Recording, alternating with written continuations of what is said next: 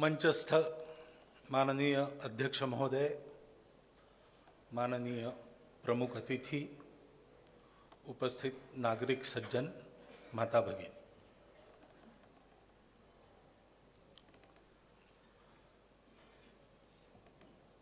पूजनीय बाला साहब के जन्मशती के आरंभ दिवस पर और पूजनीय डॉक्टर बाबा साहब आम्बेडकर के जन्म के 125वें वर्ष के चलते नागपुर नागरिक सहकारी बैंक के संचालकों ने इस वार्षिक व्याख्यानमाला के प्रारंभ के व्याख्यान के लिए सामाजिक समरसता यह विषय चुना, इसलिए मैं उनका अभिनंदन करता हूं। इस विषय पर अपने देश में गत कई दशकों से या यूं कहे कि कई शताब्दियों से अलग अलग प्रकार से लगातार प्रयास होते आ रहे हैं, परंतु उसके सफलता के परिचय स्वरूप समाज में विषमता का उन्मूलन पूरी तरह से हुआ है, ऐसा आज भी नहीं कह सकते। और ये जगत प्रसिद्ध सत्य है कि जिस देश को, जिस राष्ट्र को, जिस समाज को उन्नति करनी है, उसको एक होना, संगठित होना, ये अनिवार्य शर्त है। अब्राहम लिंकन का सुप्रसिद्ध वाक्य है, the house divided against itself cannot stand. एक ही समाज के लोग आपस में इस प्रकार विषमता का व्यवहार करें, विभाजन का व्यवहार करें, दोनों की स्थितियां, दोनों का स्थान एक समाज के होने के बाद भी इतना अलग अलग ऊपर नीचे हो, ये जिस समाज में होता है उस समाज को उन्नति की आशा नहीं करनी चाहिए। और इसलिए प्रगति की पूर्व शर्त जो एकता है, उस एकता की पूर्व शर्त समता है।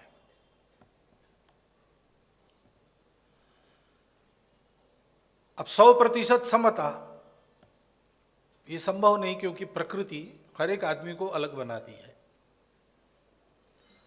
लेकिन प्रकृति ने ही जितनी विषमता रखी उतनी छोड़कर बाकी सब मामलों में समता संभव है, और वो समता आनी चाहिए, तभी एकता प्रस्थापित होती है। समानशीलेषु व्यसनस्य सख्यम। तो मानवीय प्रयत्नों की मर्यादा में सबको जितना समान बनाना संभव है उतना बनाने का पूरा प्रयास करके उसमें यशस्वी होना, तो फिर सामाजिक एकता ये मूर्त होगी, और एकता मूर्त होने के बाद ही देश का भाग्योदय होगा।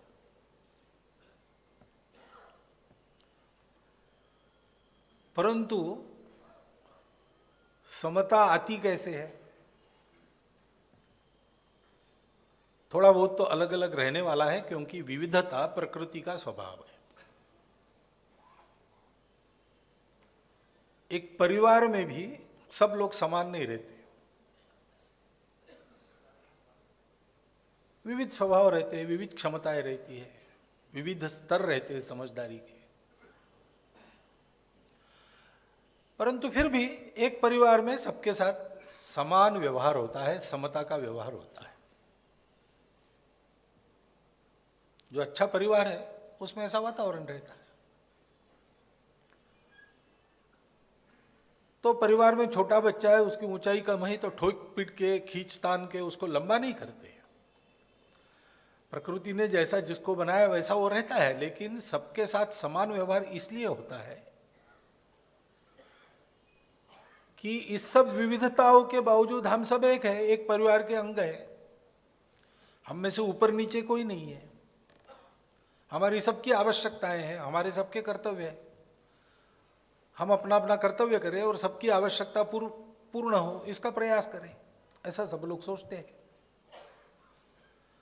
वो जिस कारण सोचते हैं उस मन के भाव को समरसता कहते हैं। विविधता प्रकृति का गुण है और वो गुण अपने संपूर्ण वैशिष्ट्य के साथ भारत में प्रकट हुआ है। यहां सब प्रकार की विविधता है,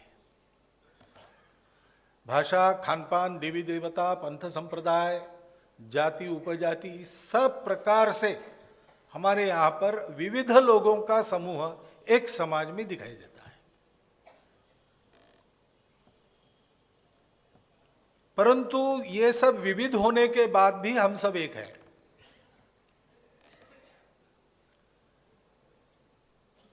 ये विविधता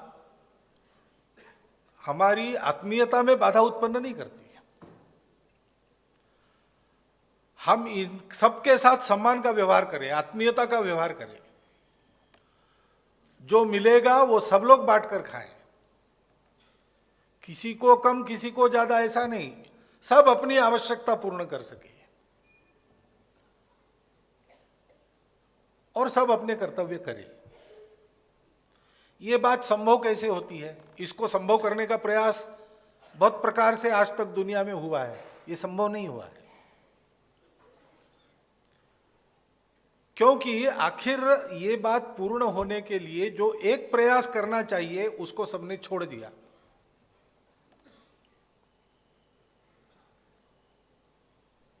और इसलिए ये बात संभव नहीं हो पाती है। भारत में इस सारी विविधताओं के बावजूद वो एक प्रयास होते आ रहा है और इतनी सब विविधताओं के बावजूद उसमें से एक एकता उत्पन्न होती है। फिर विविधता इस समाज का अलंकार बनती है। यहां एक होने के लिए सबको एक जैसा नहीं करते, सबकी विविधता का स्वीकार सम्मान करके चलते हैं। ये जो मन की भावना है जिसके कारण ये संभव होता है, उसको समरसता कहते हैं। और समरसता का उद्देश्य है विविधता में जो अंतर्निहित एकता सारे प्रकृति में है उसका ध्यान रखना, उस एकता का ही ये विविधता भरा आविष्कार है, ये ध्यान में रखकर सब विविधताओं का सम्मान करना।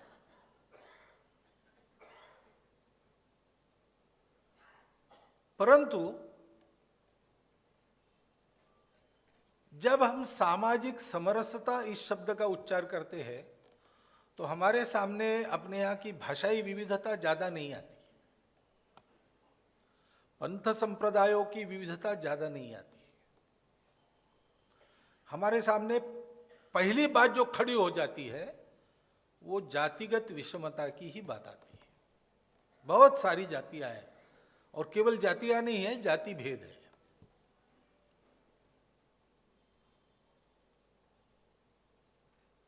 उस जाति भेद का उन्मूलन कैसे हो?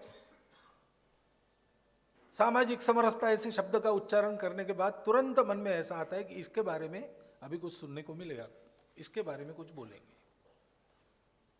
ऐसा क्यों है? तो ये जो एक विविधता का विषय है, अनेक जातियां, उसके बारे में अपने यहां पर ये इतिहास है कि भेदपूर्ण व्यवहार हुआ है। सामाजिक समरसता का विषय अगर हमको ठीक से समझना है तो अपने मन में, अंग्रेजी में जिसको कहते निगेशन, वो निगेशन का भाव निकाल देना पड़ेगा। नहीं नहीं, हमारे यहाँ ऐसा कुछ हुआ ही नहीं। कभी कभी ऐसा होता है, जब ये विषय निकलता है जातिगत विषमता का, तो हमारे यहाँ कुछ ऐसा हुआ ही नहीं और ये सब है लेकिन वो भाव नहीं है। ऐसे तरह तरह की वकालत होती है, उसके भी कारण है। वो होनी नहीं चाहिए लेकिन होती है, उसके भी कारण है। ऐसा लगता है मुझे मालूम नहीं, क्योंकि ये वकालत होने के दिन भी बहुत पीछे छूट गए। मैं जिस वातावरण में बड़ा हुआ उसमें इसकी वकालत कोई करता नहीं है। जिस समय में मैं बड़ा हुआ हूं उस समय में भी मैंने इसके बारे में ज्यादा नहीं सुना है, लेकिन पहला ऐसा होता था। क्योंकि इस जातिगत भेदभाव के व्यवहार ने समाज को बांट के रख दिया। केवल इतना ही नहीं, तो अपने ही समाज के घटकों से पशुवत व्यवहार करने वाला एक समाज, ऐसी हमारी प्रतिमा सामने लाने का प्रयास करने का अवसर सारी दुनिया को इससे मिला। और जिनको इसका लाभ लेना था उन्होंने लाभ लेना शुरू किया।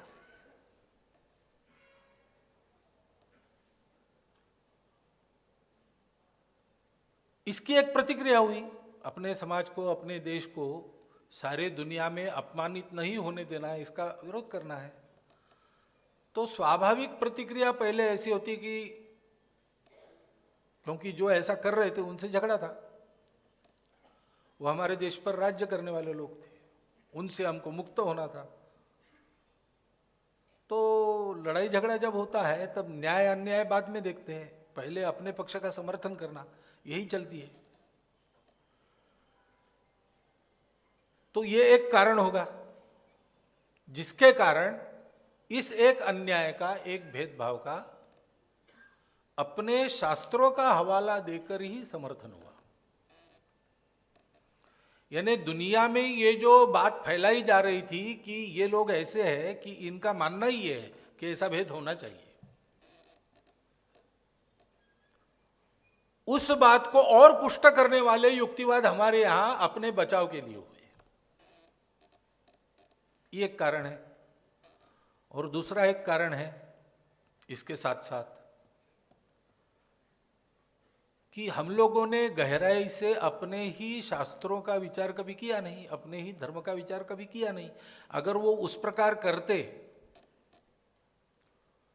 तो एकदम बात ध्यान में आती कि ऐसा कुछ है नहीं। ये जो व्यवहार हम कर रहे हैं वो व्यवहार हमारे धर्म के अनुसार, हमारे शास्त्रों के अनुसार गलत व्यवहार है।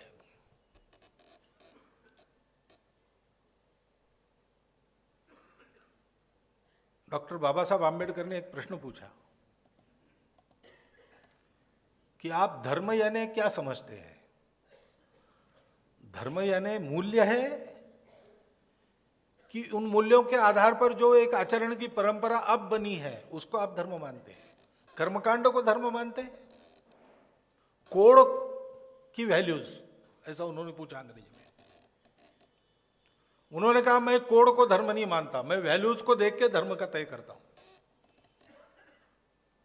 वैल्यूज के आधार पर यह आचरण गलत है, यह अधर्म है, धर्म नहीं है।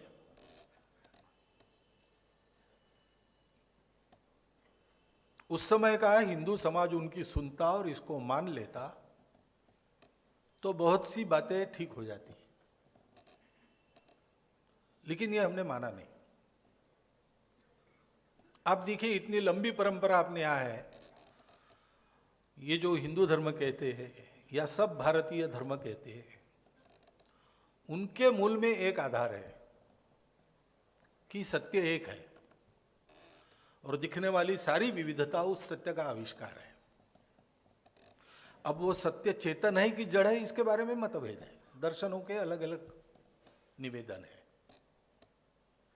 परंतु एक से अनेक हुआ है और अनेकता में विचरण करो उसको संभालते हुए, लेकिन एकता की ओर बढ़ो, यही सबका संदेश है। दर्शन सब हमारे यहाँ के, हमारे सब पंथ संप्रदाय जहां प्रारंभ होते वहां धारणा एक है, बाद में फिर वो सत्य कैसा है, उसका स्वरूप क्या है, वो जड़ है कि चेतन है, ईश्वर है कि नहीं है, आत्मा है कि नहीं है, पुनर्जन्म वगैरह सारी बातें वो करते करते फिर अलग अलग हो जाता है सबका कहना। लेकिन ऐसा करते करते फिर ऐसा है, इसलिए आचरण कैसा करना है, इस बात पर जब आते हैं तब हमारे यहाँ के सब पंथ संप्रदाय, सब दर्शन एक ही प्रकार की बात बताते हैं, एक ही प्रकार की बात बताते हैं। न हमने दर्शन की उस मूल स्थापना का ध्यान रखा, न हमने उस स्थापना से सिद्ध होने वाले आचरण का ध्यान रखा। हम पुस्तकों में पोथियों में चलते रहे, ऐसा हुआ। और इस बात को जब दुनिया देखने लगी तब बचाव में अथवा हमारे अज्ञान के कारण हमने ऐसा किया। और इसलिए स्वामी विवेकानंद ने ये कहा है, वो प्रश्न करते हैं कि क्या धर्म की योग्यता का मूल्यांकन आज के विज्ञान में उस विज्ञान के प्रमेयों की सत्यता असत्यता परखने के लिए जो कसौटियां लगाई जाती है उन्हीं कसौटियों के आधार पर करना चाहिए? आगे वो कहते हैं कि मेरा उत्तर है हाँ, उन्हीं कसौटियों के आधार पर अपने धर्म का भी पुनर्निरीक्षण करना चाहिए और उस कसौटियों पर जो टिकने वाला है वो रखना चाहिए। जो उस कसौटियों पर टिकने वाला नहीं है, उनका शब्द है, वो कहते हैं वो कचरा है, वो जाना चाहिए और जितना जल्दी जाएगा उतना अच्छा। पूजनीय बाला साहब ने जब वसंत व्याख्यानमाला के भाषण में ये कहा कि if untouchability is not wrong, nothing is wrong, अस्पृश्यता अगर गलत नहीं है तो कुछ भी गलत नहीं है, और it should go out lock stock and barrel, जड़ मूल से उसको छोड़ देना चाहिए, उसको बाहर जाना चाहिए। जब उन्होंने ये कहा तो उनका भी मतलब यही था। परंपरा में पिछले 2000 वर्षों में जो कुछ अपने देश में होता आया है धर्म के नाम पर, वो सब धर्म नहीं है, ये हमको पहले मानना पड़ेगा। और इसलिए हमारे इतिहास में हमारा जो आचरण रहा है उसमें भेदभाव हुआ है, ये भी हमको मानना पड़ेगा। ये जब हम मानेंगे तब समरसता के विषय को हम समझ सकेंगे।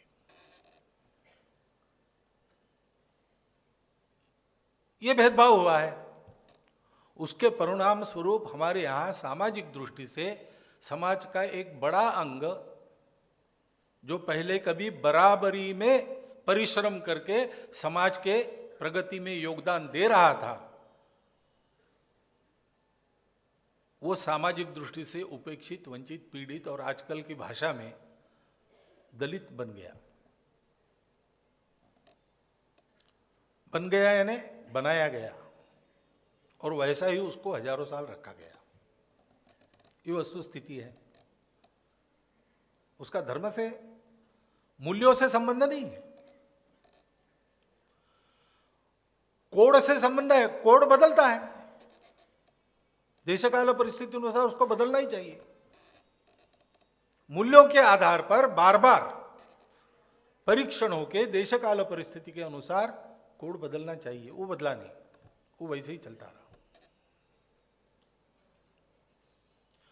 अब वो परंपरा है इसलिए वो सही है, ये गलत है, वो सही नहीं है, क्योंकि मूल्यों के आधार पर वो टिकती नहीं है।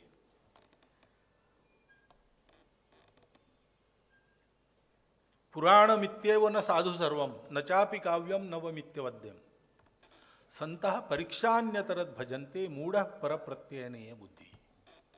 ये भी सुभाषित बाला साहब ने उसी भाषण में उद्धृत किया था।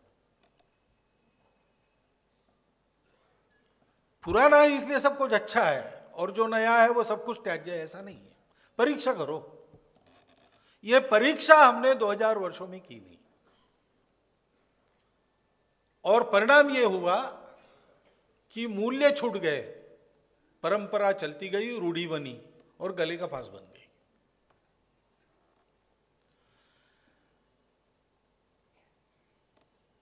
और इसलिए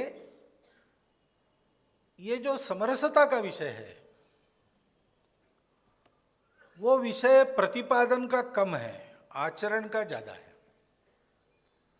इसमें बोलने के बजाय करना प्रारंभ करना पड़ेगा। इस विषमता को मन से समर्थन निकालना पड़ेगा। ये हम नहीं मानते। भारत माता के पुत्र, उनमें कोई भेद नहीं।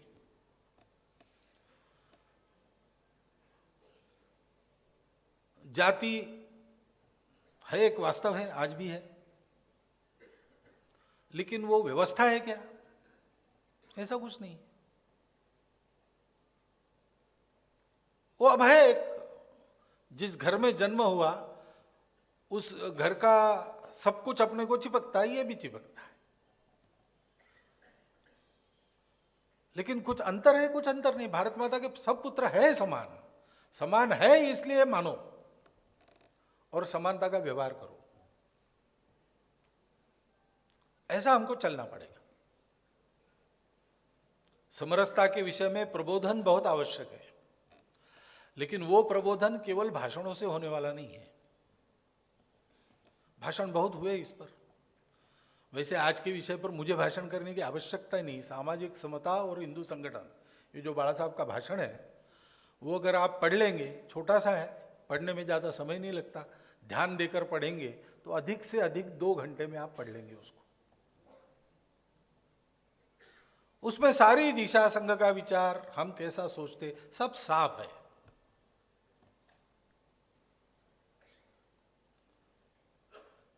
लेकिन ये जाएगा कैसे? वो जा रही है। जाति आई कैसे? व्यवसाय थे, उनकी जाति बन गई और वो जन्मना हो गई और चलती रही और पक्की बन गई। मूल में व्यवसाय है, आज व्यवसाय और जाति का संबंध नहीं रहा, धीरे धीरे जाएगी। ठीक से जाए, इतना ही देखना है। जाति की चर्चा समाज में चलती है तो भी जाति से ऊपर उठकर व्यवहार करना है, ये सोचना है। और इस जाति भेद के कारण समाज का जो अंग पीछे रह गया वो जल्दी से जल्दी में बराबरी में आए, इसके लिए प्रयास करना है। ये 2 काम अगर हम करते हैं तो ये विषमता की समस्या जाएगी। परंतु ये 2 काम करने के लिए वही मन में भाव आवश्यक है, ये क्यों करना है। और इसलिए पहले मेरे से प्रारंभ होता है। मैं इस बात को बोल रहा हूं, लेकिन वास्तव में मेरे मन में है क्या, ये मुझे सोचना पड़ेगा। लोग मेरी कृति से अंदाजा लगाएंगे, लेकिन कृति मेरी निर्दोष होने के बाद भी मेरे मन में क्या है मैं ही जानता हूं, और कोई उसको बता नहीं सकता। जड़ मूल से मेरे मन से वो भेद गया है कि नहीं गया है।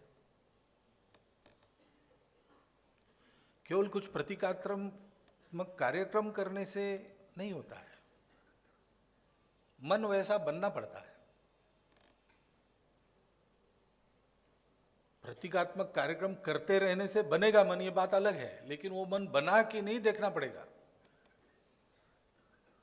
बाला साहब के भाषण के बाद संपूर्ण संघ में इसकी इस प्रकार से चर्चा हुई कि ये भाषण है, समाज के लिए एक दिशा बताइए, लेकिन स्वयंसेवकों के लिए आचरण का संकेत है, तो अपना आचरण कैसा है करो। क्योंकि आज स्वाभाविक वातावरण ऐसा नहीं है कि मैं अगर प्रयास न करूं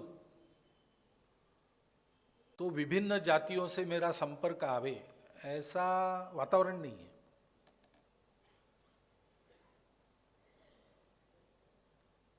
सबके अपने अपने अलग मकान हैं, अलग बस्तियां हैं, और आजकल विकास हो रहा है तो अलग अलग बाजार भी हो जाता है, अलग अलग सिनेमा टॉकीज तक सब अलग हो जाता है। तो मुझे जाना देखना मौका ही नहीं, मेरा जीवन चल जाता है उसी दायरे में। पढ़ने के लिए जाता हूँ, ऑफिस के लिए जाता हूँ, स्वाभाविक दृष्टि से मेरी जाति के लोग इकट्ठा आ ही जाते हैं मेरे पास, या मैं उनके पास चला जाता हूँ। मैं अगर प्रयास न करूं तो ये अपने से टूटने वाला नहीं है, ऐसी स्थिति है। और इसलिए स्वयंसेवकों में चर्चा चली कि हमको जरा आगे होकर इसका प्रयास करना चाहिए। प्रवास में हमारा भोजन कहाँ रखेंगे? महाराष्ट्र जैसे प्रांतों में ज़्यादा समस्या नहीं है, इसका कोई विचार नहीं करता, जो कार्यकर्ता है उसके यहाँ रहता है। लेकिन किसी किसी प्रांत में ये रूढ़ी की पकड़ ज़्यादा है, तो वहाँ बिना अधिकारियों के बताए वो कार्यकर्ता ही सोच लेते कि इनको कहाँ भोजन कराना, कहाँ नहीं कराना। तो थोड़ा इसके ऊपर उठकर हमने देखना कि हमको कहाँ भोजन करना है। तो हमारे एक विभाग कार्यवाह ने अनुभव बताया कि इसलिए मैंने प्रवास में तय किया कि कार्यकर्ताओं में जो ऐसे समाज में जिनको तथाकथित अस्पृश्य कहा जाता है, उसी कार्यकर्ता के यहाँ जाके मैं भोजन करूंगा। मेरे घर में 3 पीढ़ी से किसी ने किया नहीं, 3 पीढ़ी का मुझे मालूम है, उसके पहले से चला होगा, लेकिन 3 पीढ़ी से किसने किया नहीं है। अब मैं प्रारंभ करता हूं। माता जी मेरी इसके विरुद्ध है, लेकिन मैं नहीं मानूंगा। उसने किया शुरू, अभी भी करता है। लेकिन उसने पहला अनुभव बताया कि पहली बार जब मैं गया तो मैंने तय किया था, मुझे ये विषय पूर्ण, मैं स्वयंसेवक हूं, मैं मन से मानता हूं, और इसलिए मैं गया, भोजन करने के लिए बैठा। पहले 2 कौर गले के नीचे उतारने के लिए बहुत परिश्रम करना पड़ा, ऐसा उसने कहा। एक तो मन की बात है, दूसरी आदत की बात है। आदत 2000 वर्षों की लगी है, उसको भी छोड़ना पड़ेगा। मेरे से प्रारंभ करना पड़ेगा। मुझे यह सोचना पड़ेगा कि मेरे मित्रों में हिंदू समाज के सब वर्गों के मित्र है कि नहीं, उनके साथ मेरा व्यवहार स्वाभाविक है नहीं कि नहीं, कि उनके साथ व्यवहार करते समय मैं कॉन्शियस हूं।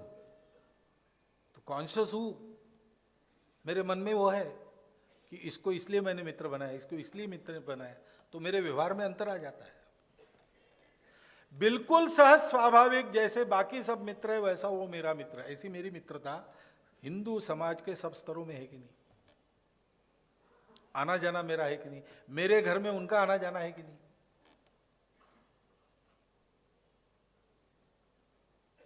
हजार भाषणों से ज्यादा असर एक कार्यकर्ता के व्यवहार का होता है, समाज के एक व्यक्ति के व्यवहार का होता है। और इसलिए अपने से इस बात का प्रारंभ करना पड़ेगा, क्योंकि इसके बारे में प्रबोधन, कम से कम यहां बैठे हुए हम लोग जो भाषण सुनने के लिए जाते हैं, ऐसे लोगों को समाज के वो प्रबोधन सहज उपलब्ध है, उनका बहुत बार हुआ भी होगा। परंतु आगे बढ़ के इसको करना पड़ेगा, और उसका प्रारंभ अपने मित्र मंडल से, अपने आचरण से, अपने व्यवहार से, अपने मन वचन कर्म से करना पड़ेगा। और उसमें आदत का भी ध्यान रखना पड़ेगा। भाषा चलती है अपनी हर एक प्रांत में, उसमें कई कहावतें मुहावरे हैं जो जातिवाचक शब्दों का उपयोग करती है। बोलते समय हमारे मन में कुछ नहीं रहता, हम आदत से बोल देते, उसके पीछे भाव कुछ नहीं है, लेकिन सुनने वाले को चुभता है। हमारा मन निर्मल हो, सबके प्रति समबुद्धि रखने वाला हो, हमारा वचन दंश मुक्त हो।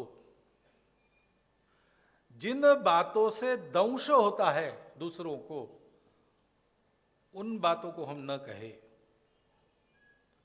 अपने बोलने का भी विचार करना पड़ेगा। कई मुहावरे कहावतें हमारे आदत में, वो उनको छोड़ना पड़ेगा, देखना पड़ेगा। हमारे अपने जो आदर्श महापुरुष हैं उनको हम विशेषण लगाते हैं, पूजनीय वगैरह, अन्य महापुरुषों को लगाते समय आदत से नहीं लगाते, भाव कुछ नहीं होता उसके पीछे। लेकिन समाज देख रहा है, सुन रहा है, तो वो उसको पकड़ लेता है। ये आदत की बात है, इसको भी ठीक करना पड़ेगा, करना ही पड़ेगा।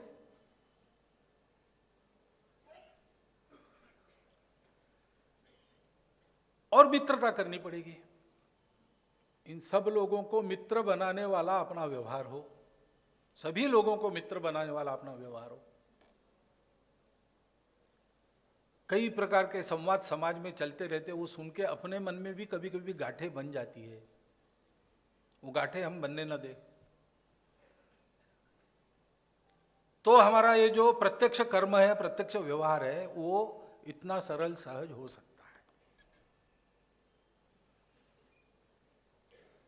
मेरे अपने जीवन में यह बात दिखनी चाहिए। जीवन में एक पहलू है मेरा व्यक्तिगत जीवन, दूसरा पहलू है मेरा परिवार, मेरा कुटुंब। उस कुटुंब में भी इस प्रकार का वातावरण हमको लाना पड़ेगा। 2 शब्दों का उपयोग मैंने किया, परिवार और कुटुंब। समानार्थी शब्द इस नाते ही हम उपयोग करते हैं, लेकिन उसकी अलग से भी व्याख्या हो सकती है। कुटुंब है जो रक्त संबंध से बनते हैं, वैवाहिक संबंधों से कुटुंब बनते हैं, लेकिन उस कुटुंब को चलने में जिन जिन का हाथ लगता है उनको मिला के परिवार बनता है। ऐसा हम मानकर हम प्रयास करें कि अपना कुटुंब है वो परिवार बने। हमारे घर में काम करने के लिए कोई आता है या कोई महिला आती है, ठीक है, वो आजीविका के लिए काम करती है, हम उसको पैसा देते हैं, लेकिन इससे बढ़कर अपना संबंध आगे जा सकता है क्या? वो हमारे इस विस्तारित कुटुंब की घटक यानी परिवार की घटक बन सकती है क्या? अपने घर के पर्व त्योहारों में हम जैसे अपने रिश्तेदारों को सम्मानपूर्वक बुलाकर अवभगत उनकी करते हैं, वैसे इनको भी हम कभी अनुभव दे सकते हैं?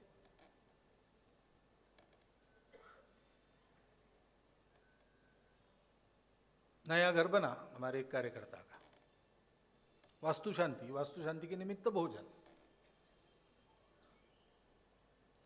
तो फिर लोग पूछने लगे कि कब है, कितने लोगों को। उन्होंने कहा कि आप सब कार्यकर्ता लोग हो ना, उनके लिए कभी बाद में करेंगे, अभी पहले हमारे जरा परिवार का कार्यक्रम हम करने वाले हैं।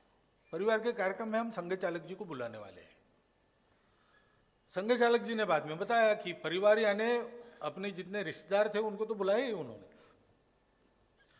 लेकिन वो कपड़े धोने के लिए जिस लॉन्ड्री में डालते थे उन लॉन्ड्री वालों को भी सपरिवार बुलाया, जिस हेयर कटिंग सलून में वो कटिंग करने जाते उनको भी बुलाया, घर बनाने में जो लोग लगे थे उनको भी सपरिवार बुलाया, और जैसे अपने रिश्तेदारों को बिठा के भोजन कराया वैसे उनको भी बिठा के भोजन कराया। क्या ये अनुभव हम अपने कुटुंब को परिवार बनाकर समाज में दे सकते हैं? देना चाहिए, क्योंकि यह संवेदना का प्रश्न है। समरसता क्या है? मन की संवेदना है, मनुष्यता है, बंधुभाव है। ठीक है, भाग्य है, कोई कुछ काम करता है, कोई कुछ काम करता है, किसी के यहां मैं नौकरी करता हूं, मेरे यहां कोई नौकरी करता है, लेकिन ये तो आजीविका का प्रश्न है, वो जैसा चल रहा है चलेगा, लेकिन ये मेरा अपना है। ऐसा अपने घर में आने वाले हर व्यक्ति को अनुभव आता है कि नहीं?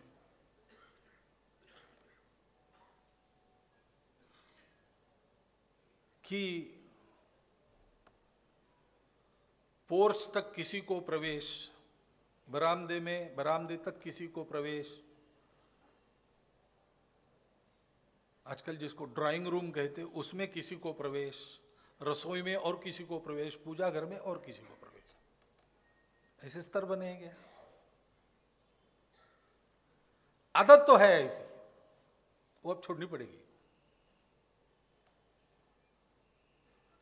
ये जो सारी गलत आदतें लगी है उसको कठोरता पूर्वक छोड़ना पड़ेगा।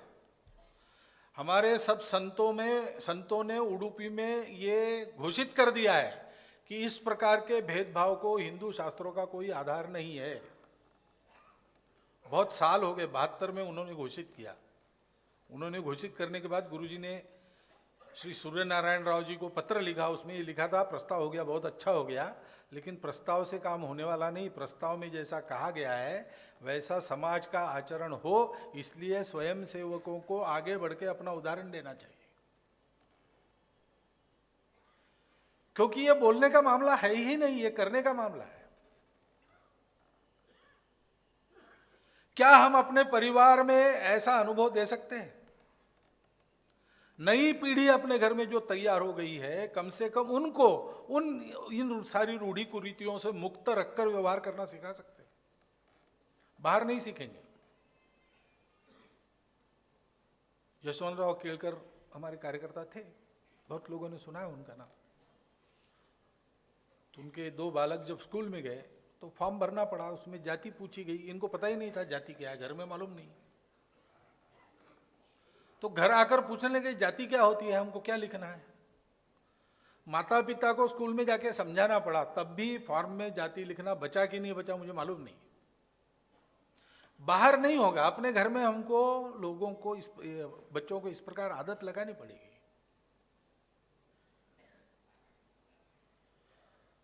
और फिर तीसरी बात है हमारा सामाजिक व्यवहार, वो भी अपने जीवन का एक अंग है, अपने जीवन का एक परिचय वो भी है। उसमें सबसे पहले दो शब्द आते हैं, रोटी व्यवहार, बेटी व्यवहार। अब परिस्थिति के दबाव में रोटी व्यवहार तो होता ही है, लेकिन वो दबाव में होता है, सहजता से होता है क्या? बचपन में विद्यालय हमारा, मैं जहाँ पढ़ता था, हमारी एक वन विहार का कार्यक्रम, हम सब गए उसमें। अपने घर से भोजन का डिब्बा लेके जाना, ऐसे गए पैदल चल के, नदी पार एक आम का बगीचा था, उसमें बैठे, खेल हुए, यो फिर भोजन, हम बैठे वर्ग के लोग। तो मेरे साथ जो बैठे थे, किसी ने अपना डिब्बा खोला, रोटी, ये रोटी चलेगी क्या, ऐसा पूछा। मुझे ये चलेगी क्या वगैरह समझ में नहीं आया। मैंने बोला क्यों नहीं चलेगी? अरे हमारी रोटी आपको चलती है, आपकी रोटी हमको क्यों नहीं चलेगी? नहीं, बोले आप लोगों में पतली रोटी होती है और घी चुपड़ी होती है, हमारे लोगों में मोटी रोटी, और अब ये रहता है, अभी भी है, नहीं है ऐसा नहीं। और उसके चलते आप लोग और हम लोग, ऐसा होता है। ये आप लोग और हम लोग छोड़कर रोटी व्यवहार में हम भोजन कर सकते हैं क्या? मन में भी नहीं आना चाहिए, मन में भी नहीं आना चाहिए। ये दिखावे की बात नहीं है, मन से करने की बात है, इसमें प्रामाणिकता की ही आवश्यकता है।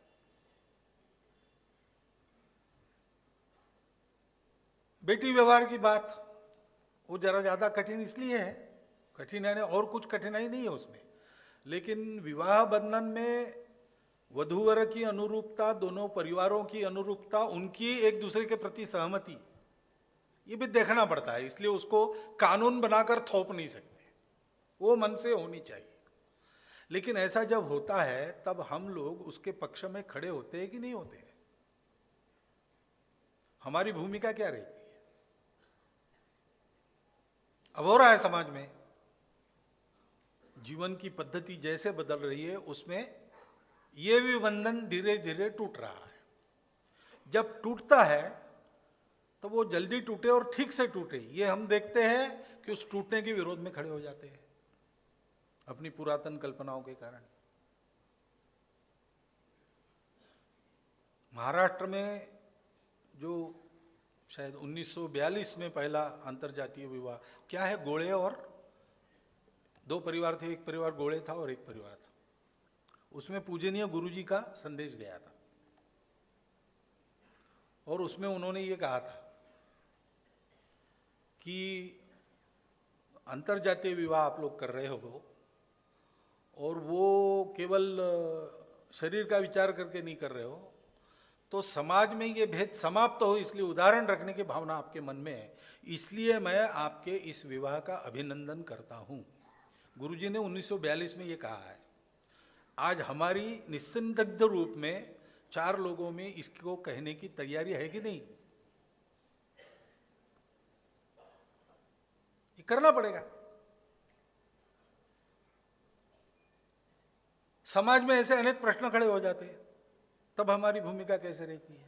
भावनाएं भड़कती है, विषमता गई नहीं, इसलिए एक एक विषय को लेकर पार्टियां बन जाती है। ने राजनीतिक दल की बात नहीं कर रहा हूं मैं, समाज में धड़े खड़े हो जाते हैं। उस भावना के आवेग में न बहते हुए उचित अनुचित का विचार करके सामाजिक समता समरसता को प्रस्थापित करने वाले का ही हम समर्थन करें, उसी पक्ष के समर्थन में हम खड़े रहे और समाज के दो फाड़ न होने दे, ऐसी हमारी भूमिका रहती है कि नहीं?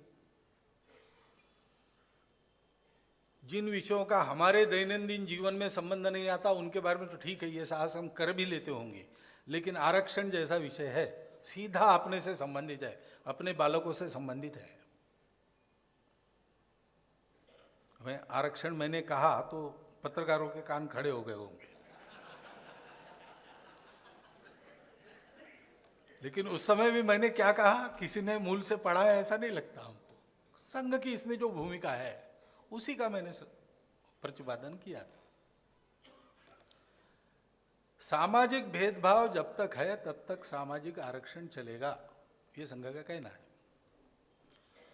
और सामाजिक भेदभाव समाप्त हुआ, अब आरक्षण निकालो, ये उनको कहना पड़ेगा जो सामाजिक भेदभाव के शिकार है, तब होगा। यह संघ की पहले से भूमिका है। बाला साहब ने तो एक पत्र परिषद में भी कहा है, क्योंकि ये वास्तविकता है, सामाजिक भेदभाव हुआ है और वो अभी गया नहीं है, अभी भी उदाहरण आते हैं। पेपर में छपते वो तो उदाहरण आते ही है, मंदिर में प्रवेश नहीं हुआ, पानी निकाला इसलिए पीटा, ये सब आता ही है। लेकिन आप जरा बारीकी से आपस का व्यवहार देखो, ऑफिस में देखो, इधर देखो, उधर देखो, अभी भेदभाव है। पहले ये भेदभाव सहन किया जाता था, आजकल सहन नहीं किया जाता है, उसका प्रतिकार, इतना ही फर्क पड़ा है और क्या। लेकिन भेद यानी मन में है, ये मन से जाना चाहिए।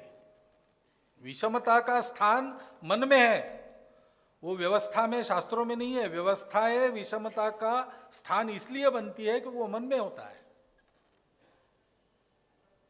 अच्छी व्यवस्था भी विषमता से ग्रस्त तब हो जाती है जब चलाने वालों के मन में अपना पराया आ जाता है। और इसलिए अभी चिन्ह दिख ही रहे है, गया नहीं, इसके लिए प्रयास करना पड़ेगा। इसलिए हम कहते भी हैं,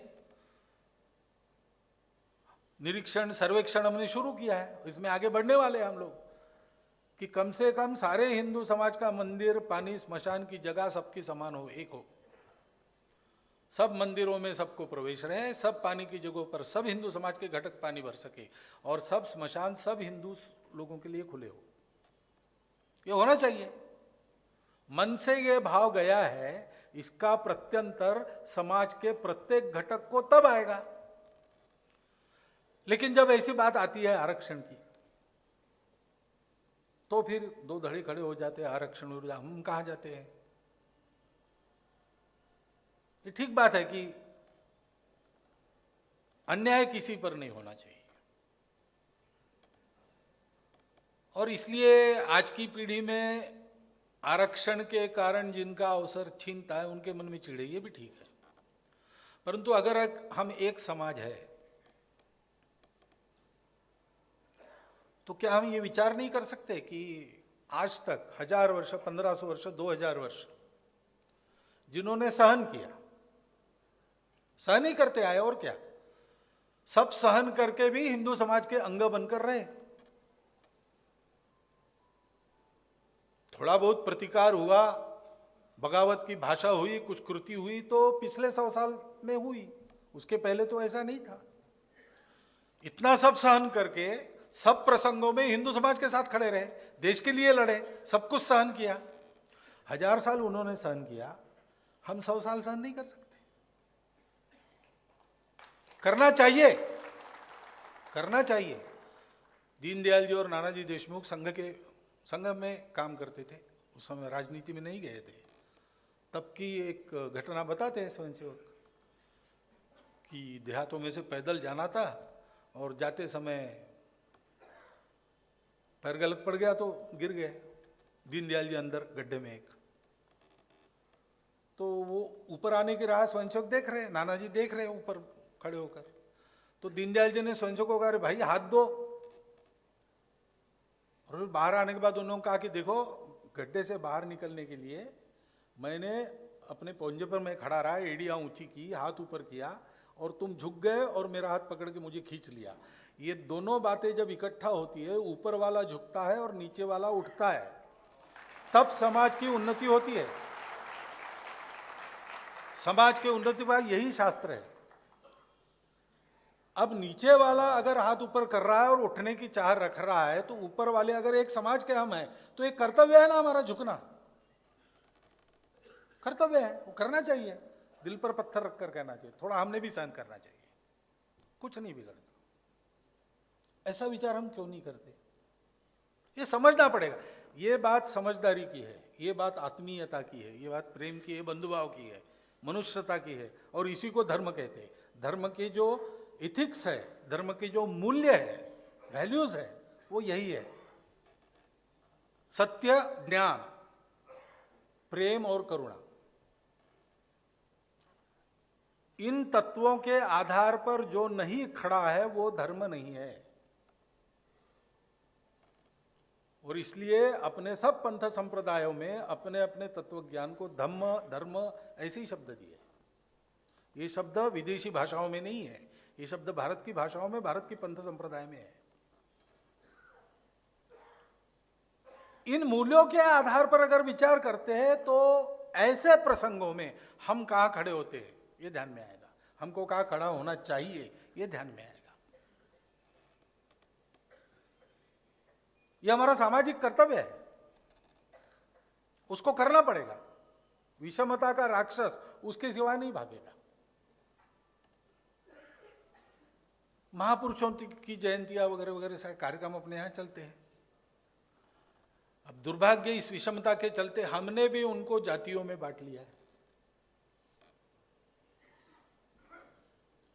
किसकी जयंती कौन करता है ये ध्यान में आता है। उनका उपदेश, उनका जीवन पूरे समाज के लिए था। उनके लिखे ग्रंथ पूरे समाज में पढ़े जाते हैं, उनके लिखे काव्य सारे समाज में उसका पारायण होते रहता है। लेकिन उस महापुरुष को भी हम उसकी जाति से ही देखते हैं। भारत की आध्यात्मिक परंपरा में ईश्वर को देखने वाला, अनुभव करने वाला, या ईश्वर जो नहीं मानते सत्य को अनुभव करने वाला कोई संत ऐसा नहीं है जिसने इस प्रकार की जातिगत विषमता का समर्थन किया हो। एक भी संत ऐसा नहीं है। कोई लड़ा नहीं, लेकिन समर्थन किसी ने नहीं किया। ये पक्की बात है। तो हम कैसे उनको बांट रहे हैं जातियों में? इन सब की जयंतियां, पुण्यतिथियां मिलकर होनी चाहिए, कार्यक्रमों में जाना चाहिए। वाल्मीकि जाति का एक भी बंधु जहां नहीं रहता, ऐसे बस्ती में भी वाल्मीकि जयंती होनी चाहिए। क्यों नहीं होनी चाहिए?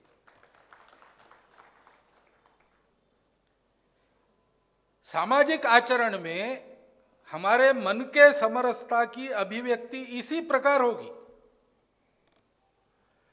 और इसके संबंध में चर्चा चलती है, अभी भी धड़े बटे हैं, इसलिए चर्चा में अभिनिवेश आता है। और सामान्य स्थिति में जिन बातों को सुनकर हम चिढ़ जाएंगे ऐसी बातें होती है। और सामान्य स्थिति में किसी को चिढ़ाना है तो हम उन बातों को करेंगे ऐसी बातें होती है। हमने किसी को चिढ़ आए ऐसी बात नहीं करनी चाहिए। और हमको चिढ़ लाने वाली कितनी भी बातें सुननी पड़ेगी तो भी शांत रहना चाहिए, समझ लेना चाहिए।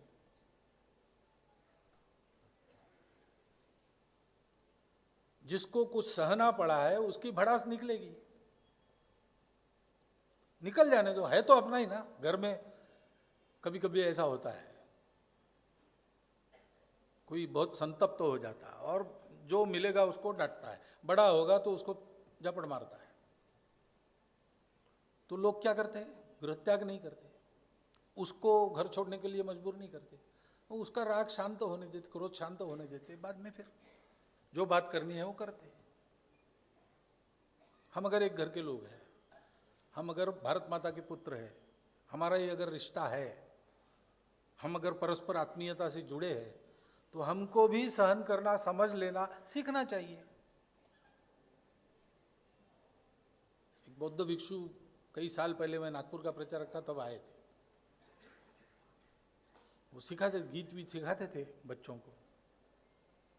तो उन्होंने एक जगह भाषण में ऐसा कहा कि धर्म यानी क्या है। उनको संघ भी मालूम था और संघ के वो प्रशंसक थे।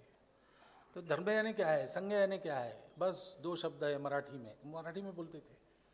समजून घ्या यानी राष्ट्रीय स्वयंसेवक संघ, समजून घ्या यानी धम्म, ऐसा वो बताते। ये जो एक दूसरे के अंतर को समझने की, भाव को समझने की बात है, वो अगर मन में है तो इन कृतियों से अपनी कृति प्रभावित नहीं होती, अपना रवैया प्रभावित नहीं होता। ये समझ लेना चाहिए।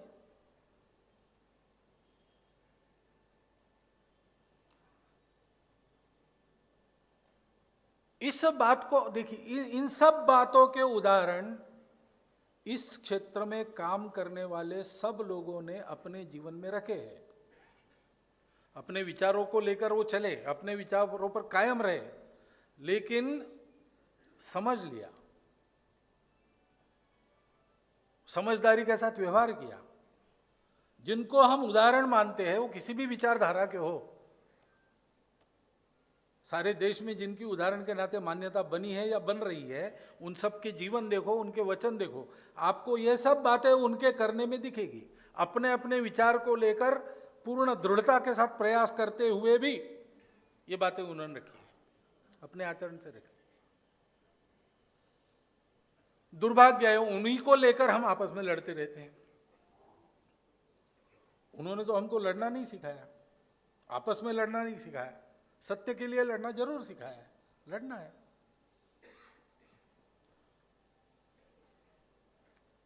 लेकिन कभी कभी ऐसा होता है, अपने यहाँ एक सुभाषित ऐसा है, संस्कृत मुझे मालूम नहीं, अर्थ उसका ऐसा है कि तपता हुआ सूरज उतना कष्ट नहीं देता उतने जितना उस सूरज के ताप से तपी हुई रेती शरीर को कष्ट देती। तो हम सब लोग रेती होने के बाद भी सूरज के ताप से ज्यादा न तपे, इतना ध्यान में रखना पड़ेगा, और कुछ नहीं।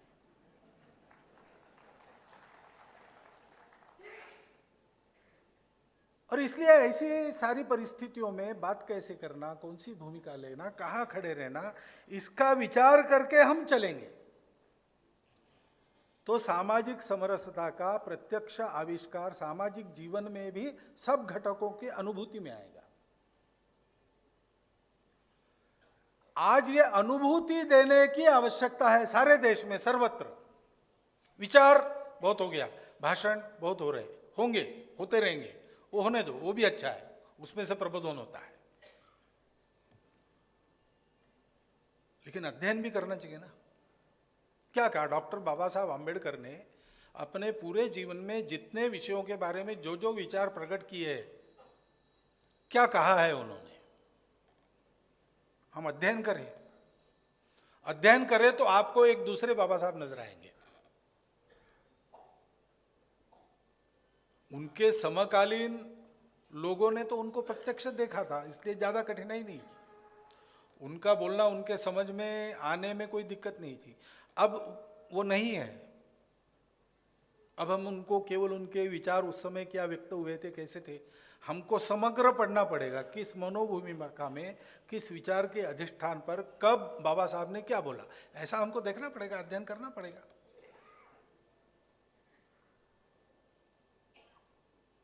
ये सारे महापुरुष अपने देश में एकता प्रस्थापित हो, समता प्रस्थापित हो, इसी के लिए प्रयास करने वाले लोग थे।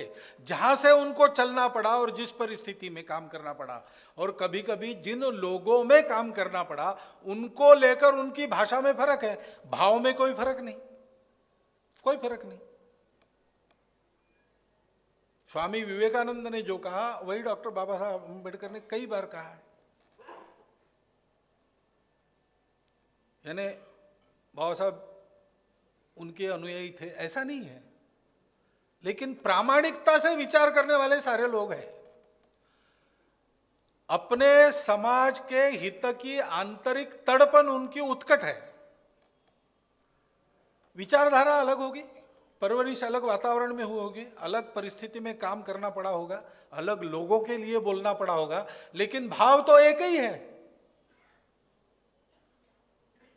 सबका अध्ययन करने के बाद ये ध्यान में आता है और समरसता इन सबके हृदयों की अपने समझ में आती है, उससे अपने को मदद मिलती है। कई प्रकार के जटिल परिस्थिति में इन सारी बातों का अध्ययन करके अगर हम चलते हैं तो हमको रास्ता साफ हो जाता है। अध्ययन करना चाहिए। पढ़ना चाहिए। ये सारा व्यवहार हम करेंगे तो सामाजिक समरसता यानी क्या, ये बताने की आवश्यकता नहीं पड़ेगी। इसको केवल बोलते रहेंगे तो बहुत बोलेंगे तो भी कम समझ में आएगा, समझ में नहीं आएगा।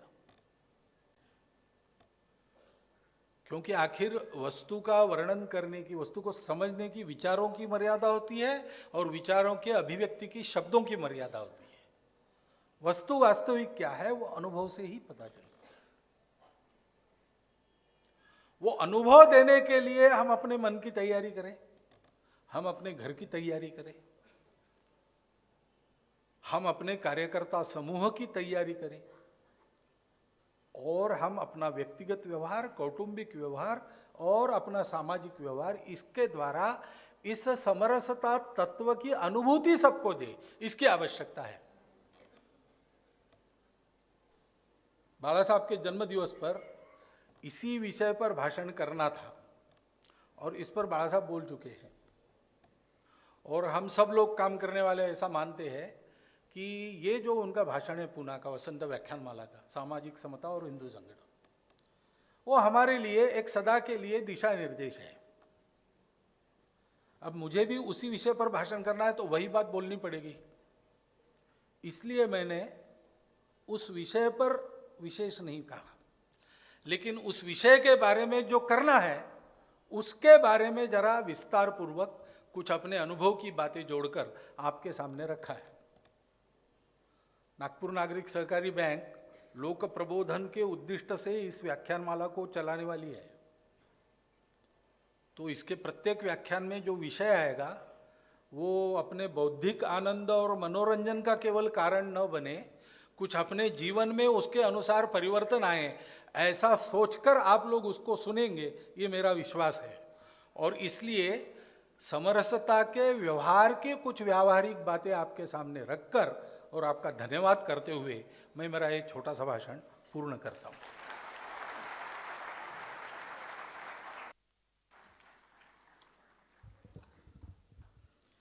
हिंदी